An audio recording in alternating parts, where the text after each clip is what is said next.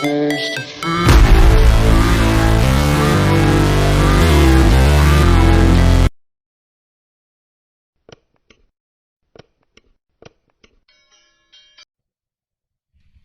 So, what do you want? Now, I know that sounds a really simplistic question, but it's one that a lot of people have difficulty answering. Because if you don't know what you want, how will you know when you've got it? And this is something that all too often gets overlooked because it's assumed that we already know this.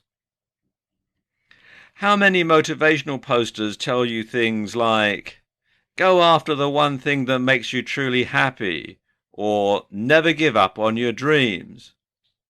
Well, this is fine if you've always wanted to open your own restaurant, or if you've always dreamed of having your own rock band, or some other really long-held ambition that you've always wanted to fulfill. But what if you don't know what you want from life? What if you have lots of different interests that are pulling you in different directions? In these cases, telling someone to seize the day and live their dreams just isn't all that helpful.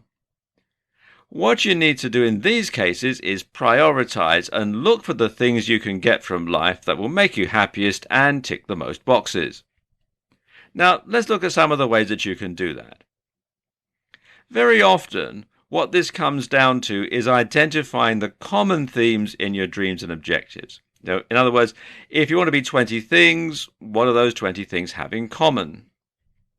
So if you want to be an actor and a rock star, what is it about both those things that makes them appealing? What does being a rock star have in common with being an actor?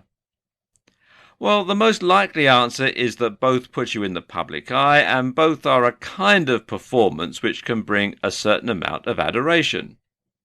So, as long as you can tick all those boxes, you should be happy whatever you do. Another way to get to the bottom of what it is that you really want and to discover why you want it is to use the 5 whys technique. Here, you ask yourself the question why 5 times in a row in order to dig deeper and deeper into your motivations. So let's say you want to be a famous novelist like J.K. Rowling or Thomas Hardy. Why? Because you want to create something that you can be proud of. Why? Because you want to leave a lasting mark. Why? Because you respect and admire creative individuals who've done the same. Why? Because they can make a living by entertaining using only their imagination and their writing skills. Why does that appeal? Because you love to write and to be acknowledged for your creativity. Okay, now we're getting somewhere. Perhaps it's not being a novelist specifically that appeals to you, so much as being able to write and to get credit for your creativity. And this opens up a world of possibilities. You could be an article writer, or a screenwriter, or a newspaper columnist, or a blogger. The list just goes on and on. Another way to find out what it is you really want is to look at your role models and see what it is about them that you admire. Which parts of their lives would you like to emulate? What do they have in common? Another tip is to look back at what you wanted to be when you were younger. Now, sometimes this will have no bearing because we can change an awful lot in a few decades.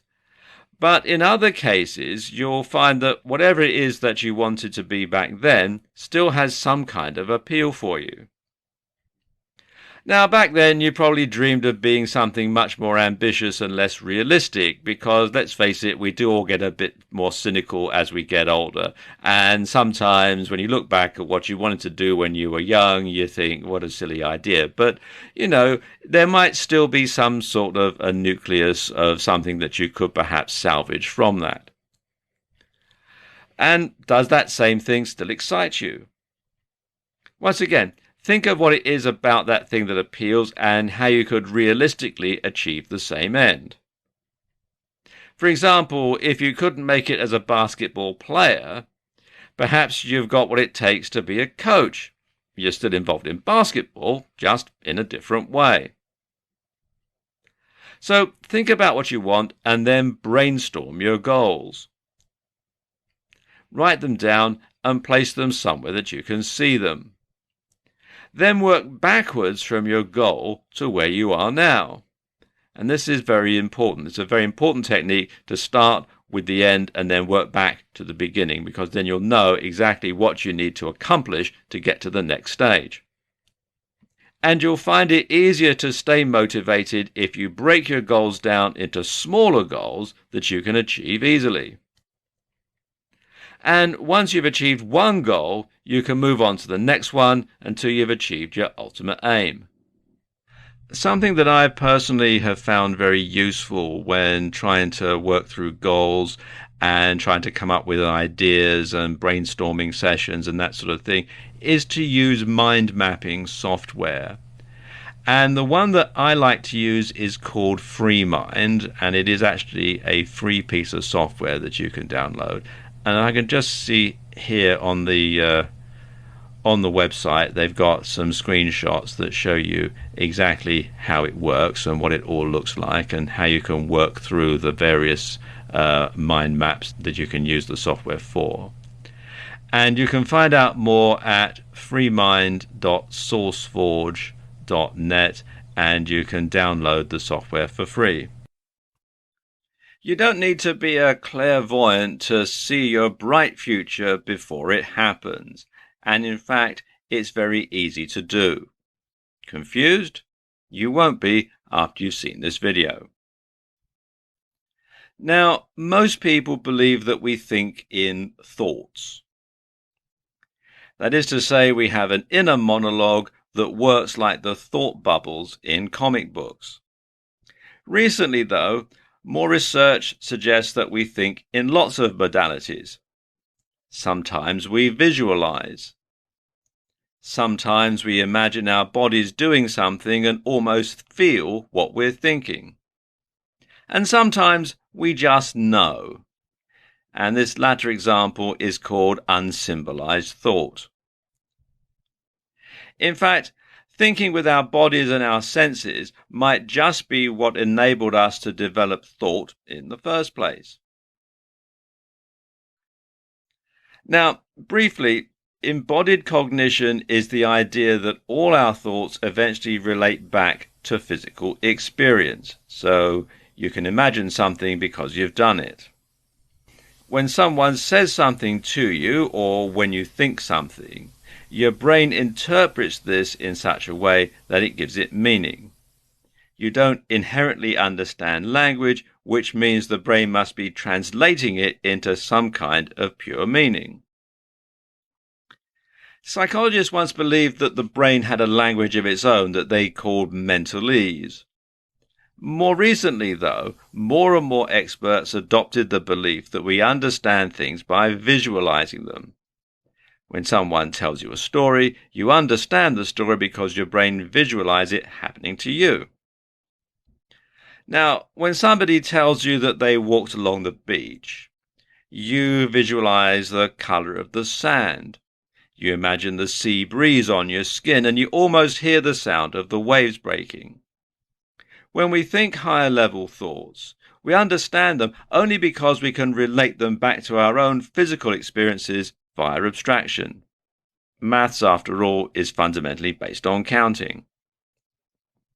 This is also consistent with the idea that areas of our brain light up during visualization, just as though we are really engaging in the action. So, if you imagine yourself swinging a golf club, then the neurons relating to that movement will fire in your brain, and as far as your brain and body is concerned, it might as well be happening. Don't believe that visualization can trick your brain into thinking something is happening and thereby alter your emotional state? Well, just try reliving some of your most upsetting moments or imagining scenes from a very sad movie, and you'll start to feel incredibly sad in no time. So, How can you use this power of visualization to improve your productivity or to help you achieve your goals? Well, there are a number of different ways. The best way is just to imagine what it will feel like to achieve your goals. Create a detailed mental image of the desired outcome using all of your senses. For example, if your goal is to lose weight, imagine what it will be like to put on a pair of jeans in your desired smaller size. Imagine what it will feel like to walk down the street wearing them. Think of the compliments you'll get from friends and family. Imagine how good that's going to feel. The anticipation of getting the desired result can act as an incentive for you to go out and achieve the goal. You can't wait to experience those feelings for real. Now visualize the opposite. Imagine it all going wrong and then remember why it matters. You can do the same thing with almost anything you're struggling to focus on. By linking what you're doing back to the emotional hook and the reason that you're doing it, you can much more effectively find the determination and drive that you need to complete it. Keep your goals in mind and you'll be much more motivated every day to get out of bed and start working out, or to work on your personal project, or to practice your musical instrument, or to put in your very best performance at your work. In this video, I want to talk about reprogramming your brain using a technique called CBT. Now, what is CBT? Well, CBT stands for Cognitive Behavioural Therapy. And according to the UK's National Health Service, cognitive behavioural therapy, otherwise known as CBT, is a talking therapy that can help you manage your problems by changing the way you think and behave. It's most commonly used to treat anxiety and depression, but it can be useful for other mental and physical health problems. Now, before you start thinking that because I'm using words like therapy and mental health, I'm implying that you must be some gibbering, straitjacket-wearing nut-job who needs to be locked up in a padded cell for his or her own protection, like our friend here, to benefit from CBT, nothing could be further from the truth. Everyone can benefit from introducing CBT into their lives. CBT is based on the concept that your thoughts, feelings, physical sensations and actions are interconnected, and that negative thoughts and feelings can trap you in a vicious cycle. CBT aims to help you deal with problems in a more positive way by breaking them down into smaller parts. And it looks for practical ways to improve your state of mind on a daily basis. So, how does CBT work in practice? Well, generally, it involves several steps and several different techniques that, when combined, allow you to control the way that you think and feel. The start is to identify the way you feel and what you're thinking when you're doing something. And one technique is to use mindfulness meditation. Simply by choosing not to let your thoughts and emotions affect you, you can become less controlled by them and less susceptible to your own fears and negative thoughts. Just empty your brain and concentrate on the here and now and what's going on around you.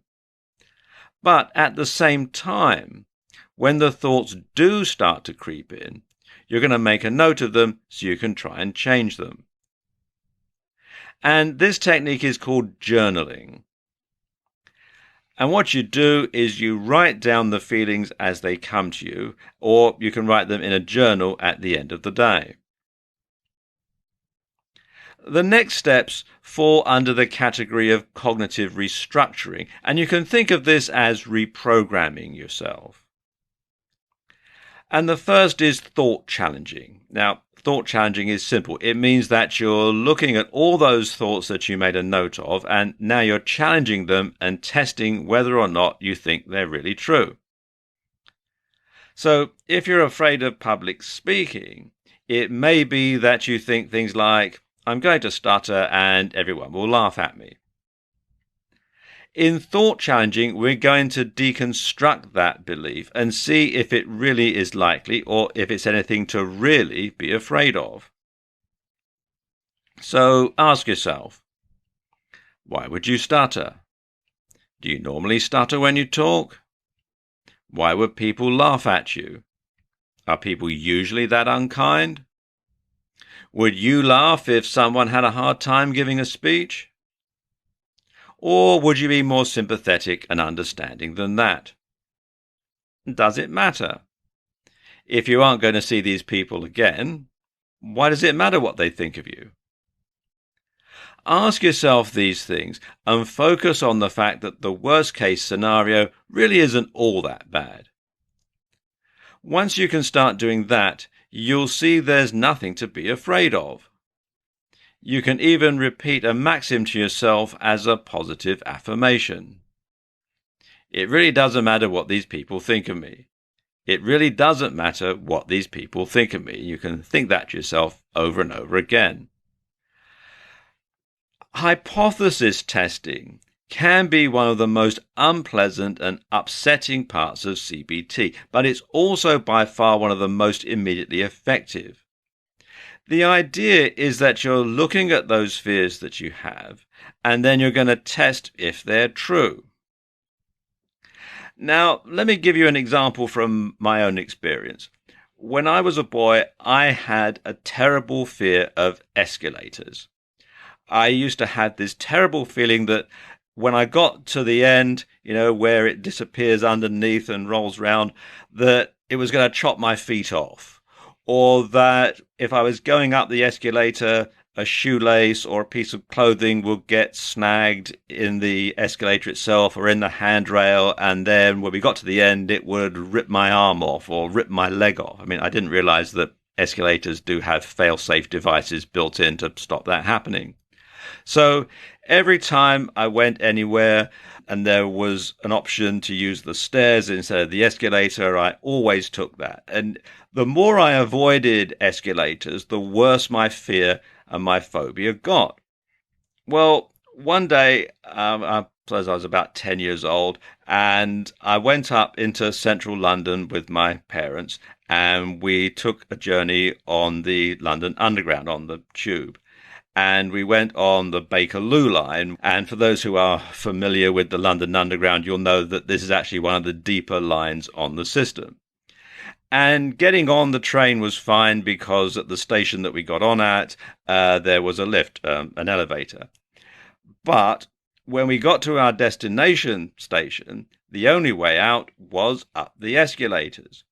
And it was really crowded, I remember, and we were sort of pushed on by the crowd. And when we got to the bottom of the escalator, and I didn't want to go up, and there was no other way of getting up, though, and somebody, probably my mother, I suspect, gave me a hefty shove in the back and pushed me onto the escalator. And it was a really long escalator, like the one in this picture. And I was absolutely petrified all the way up. And then we got to the end, and I had to get off, and guess what? Nothing happened. I was perfectly all right. It didn't chop my feet off or rip my arm off or any of the other phobias that I had. It was absolutely okay. And then, of course, when we were going home, I had to go down the escalator to get back on the train, so I had to repeat the whole process all over again. And we got to the bottom, and everything was fine. I still had both legs attached and nothing had fallen off and I hadn't been badly injured, and my fear and phobia was proved to be absolutely groundless. Now, although I didn't realize it at the time, what I was doing was hypothesis testing. My parents and everybody else using the escalator knew that nothing bad was going to happen. And deep down inside, I probably knew that too. All I needed was to have the hypothesis put to the test. And it worked, and my fear of escalators vanished. And when I grew up, I worked in central London for many years, and I used to go up 2 flights of escalators at Tottenham Court Road Tube Station every day, and I had absolutely no trouble at all. Now, obviously, you have to use some caution here. You don't want to test your fear of heights hypothesis by jumping off a bridge because you'll probably die. But going up to the observation deck of a skyscraper isn't going to do you any harm.